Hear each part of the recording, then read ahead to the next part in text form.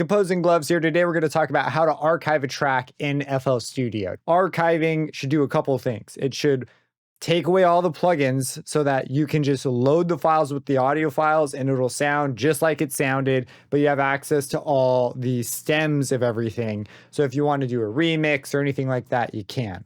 So all you got to do is, assuming you are organized and there's one track per thing, is click and drag in the playlist area. And you see how there's these little boxes on the side? Click and drag over all the tracks you want to bounce. Then you simply right click one of them and go to consolidate tracks.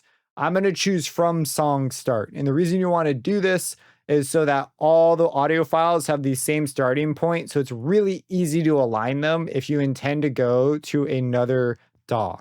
So I'm going to choose that. It's going to say some of these they don't have anything on them, like these automation lanes. And so it's not going to do those. Like, it knows not to do those. So we're going to hit yes, that's fine. We're going to go for wave 32-bit, because when you bounce at the end, you might bounce 24-bit, but for our internal stuff, 32-bit is going to be fantastic. And we will take everything else. It's totally fine. We'll go ahead and hit start, and it's going to start rendering out all these files. And you can see right there, actually, it just jumped to the next track. So it's going to be going through and doing this for every track. This selection at the end ends wherever that particular track selection is at.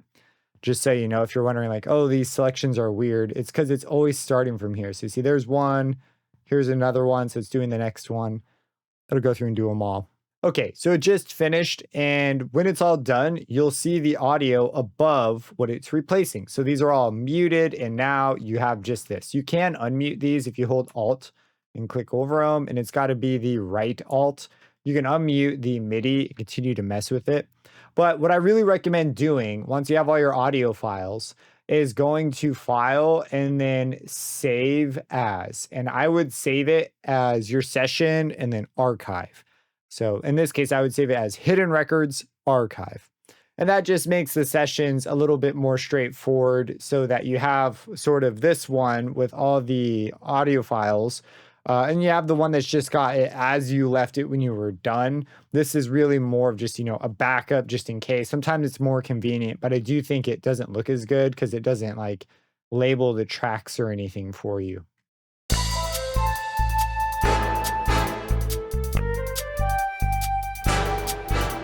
So that's my process for making an archive session. There are lots of little things that can happen, weird routing scenarios that come up from time to time. So if you have any questions about maybe you've run into a specific thing, you could ask down below and I'll try and help the best I can.